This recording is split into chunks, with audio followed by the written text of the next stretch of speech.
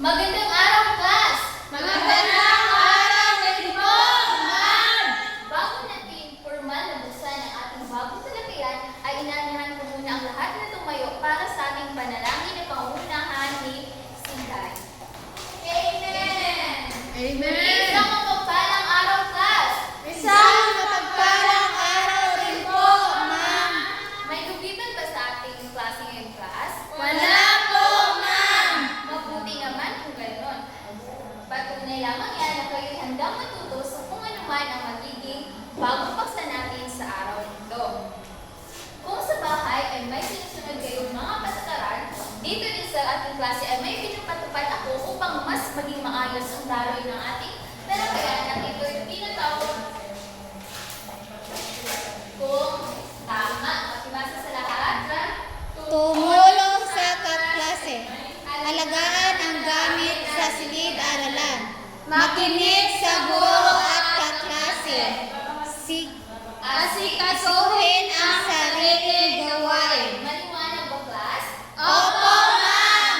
Ngayon, sino ba sa inyo ang nakakaalala kung ano ang ating nakaraang tinalakay?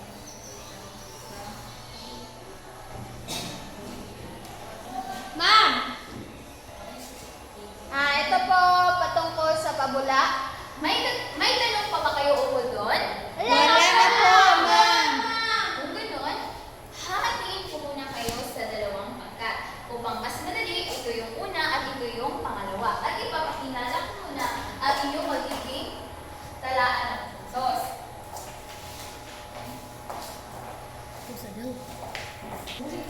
At itong kulay dilaw na star nito ay may kaakibat na 10 puntos, samantalang itong pula naman ay may kaakibat na 5 puntos. Naunawaan mo, class? Opo, ma'am. Ngayon, may ininda akong aktibidad na kung saan ito'y may kaugnayan sa ating bagong paksa. At sa tiyak ko na ito ay gaganahan kayo at ito ay sinatawag kong guess the picture. Tanging gawin niyo lamang ay itaas niyo yung kanang kamay at magbigay ng hudyat upang malaman mo kung sino ang pangkat na nauna. Maliwanag ba, class? Opo, ma'am. Handa na ba kayo? Opo, ma'am. Okay, ito ang unang larawan. Ma'am. Okay. Batang babae po, ma'am. Okay, tama. Pangalawang pangkat, tama ba siya? Sabi niya, ito daw ay batang babae. Opo, ma'am. Dahil dyan, bigyan natin siya ng amazing clap. Zing, zing, zing, amazing. Sa pangalawang larawan naman. Ma'am. Okay, Miss Myla. Okay, magaling. Ang pangalawang larawan ay nagpapahiwatig ng isang pinya. Ngayon, class, sino ba ang may tanim na pinya sa kanilang bahay o nakakakita na ng pinya? Ma'am.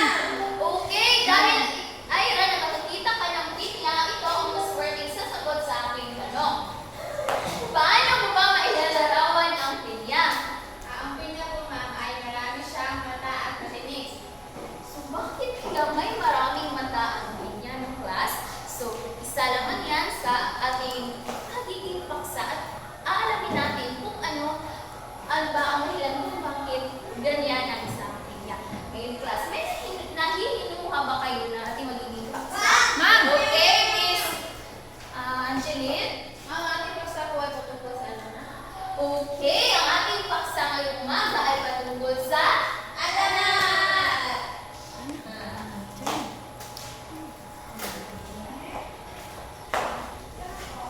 Pero bago natin tatalakayin ang isang alamat, ay aalamin natin kung ano ba talaga ating magiging purpose kung bakit natin tatalakayin ng isang alamat.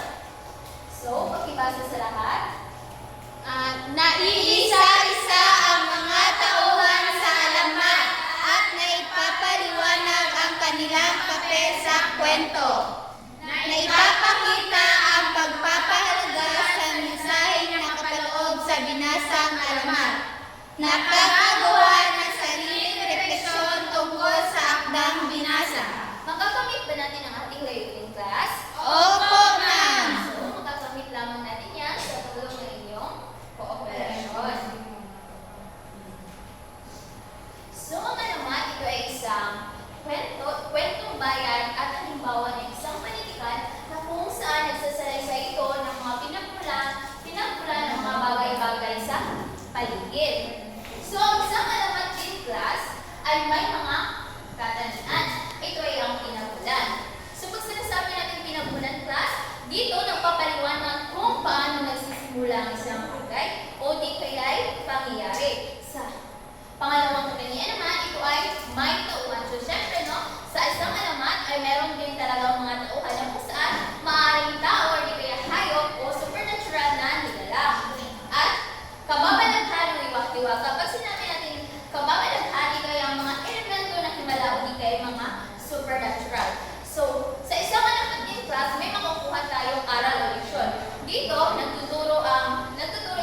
moral at ng pagpapahalaga.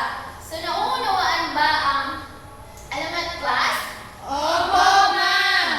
So, ngayon, meron muna akong ibibigay na CD na kung saan ito'y magiging lusana natin sa ating talakayan. Ito ay ang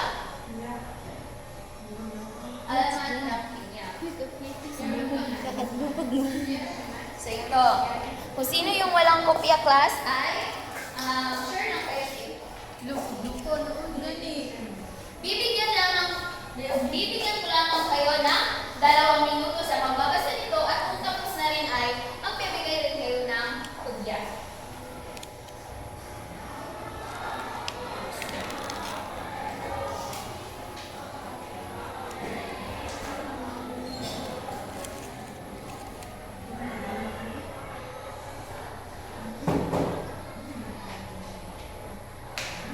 Tapos na po, ma'am. Yung iba class, tapos na bang bumasa? Opo, ma'am. Tapos na ba class? Gusto mo marinig pagilang class? Opo, ma'am! Kung gano'n, dadako na tayo sa ating unang gawain. Ito ay ang pagkilala sa mga tauhan. Ibasa sa panuto. May bibigay akong papel at kung ano man ang katanungan na hinihiling dito, ay ibigay niyo at nagbigay lang ng hudyat upang malaman ko kung sino ang unang matapos. Pero tandaan, bibigyan ko pa rin kayo ng 2 minuto sa pagsagot. So, nauunawaan ba ang panuto class? Opo, ma'am! Ito na ang papel. Paunahan na. Sino yung mauna may nakukuha ang puntos? Malagi mo sa mama. Aling Rosa. Wala, uy. Nga ah. Pero, uy, sa aling Rosa. Nagsisikapan ni aling Rosa.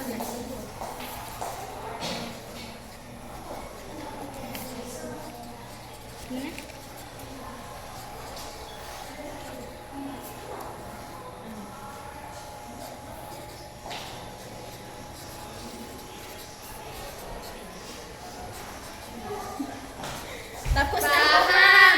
Tubo, kahit munti, kapalaman doon. Dahil narinig ko na nauna sila nagbigay ng hudyat, silang bibigyan ko ng 10 puntos. RR pa namin. At ang pangalawa ay pagkat ay uli silang natakot, tapos meron lang silang 5 puntos. So, ang nauna ay ang pagkatuna, kaya sila ang unang mag-presenta dito sa harap. Ma'am, Yes. sino-sino ang mga tauhan sa alamat? Ang tauhan sa alamat ay si Allen Rosa at ang kanyang anak na si Pina. Pangalawang katanungan, ano ang papel tungkulin ng bawat tauhan sa kwento? Si Pina po ay tamad na bata. Si Allen Rosa naman po ay masipag at magmahal na ina. Okay, magaling. Bigyan natin ang unang pangkat ng 5 million club. 1 million, 2 million, 3 million, 4 million, 5 million. Congratulations! Ano ba ang pangkat 2? O ma'am. Okay, sino mag-represent? Okay, si Binibining, Sarah.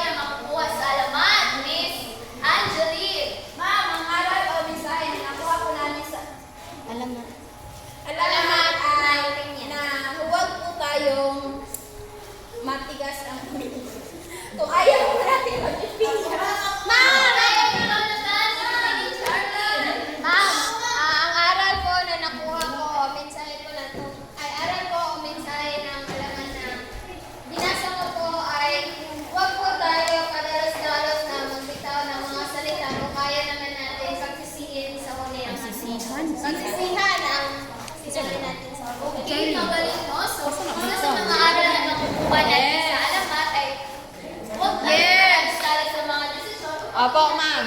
Sisisihan sa ulit.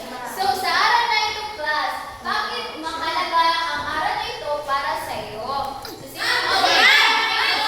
Okay, Ruth. Ma'am, ako.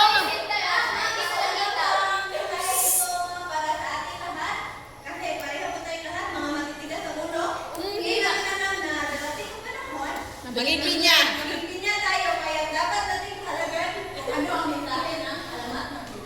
Yes! Okay, naano talaga ako sa sagot niya, class, no? Ma'am, ako na po. Ano yung sagot mo? Ano sa bakit ang mahalaga para sa iyo ang mensahe ito? Kasi ma'am, save na sa kanya lang kung ayaw mo maging pinya, huwag kang matigas ang ulo, ma'am. Ma'am, ako na, meron na. Bakit? Matigas ba ang ulo niyo, class? Yes, ma'am! Walang ulo naman. Malambot. Hindi niyo ba sinusunod ang mga tagubilin na inyong mga magulang? Minsan, ma'am, hindi, ma'am. Kasi po, ma'am, nakakalimutan po natin, ma'am. Nagkaroon po kami ng amnesia. So, may nakuha kayong aral o mensahe sa alamat ng pinya. So, nauunawaan niyo na ba ito? Yes, ma'am. Dapat ay sumunod na kayo sa utos sa inyong mga magulang upang hindi kayo matulad ng isang Pinya! okay. Tapos ito talagang nauunawaan ang alamat ng pinya. Ngayon naman, dadako tayo sa ating pangkatang gawain. Ito yung pinapagatan ko. Reflection ko is sulat ko. So, pag-ibasa sa kanuto, Sumulat ng maikling refleksyon tungkol sa binasang alamat ng pinya. Pagkatapos, ibahagi sa klase. Meron lamang kayong 2 minuto sa paghanda at pagpresenta. okay. So, ito muna ang ating magiging pamantayan. Sa nilalang na reflection, meron kayong 5 puntos sapagkat kung ito ang inyong sinusulat ay malinaw at makabubuhan na reflection at sa ayos sa idea naman, maayos at madaling sundan at sa presentasyon, malinaw at may kumbiyansa at sa kooperasyon, lahat ay tutulong. Naunawaan natin pamantayan, class? Isulat dito ang inyong magiging reflection at magbigay kayo ng huli. Wala man kami marker eh. Ayun, nakalaman sa Okay. So, Ma'am, tapos lang po natin yan pang mabigyan ko ng puntos. Oy!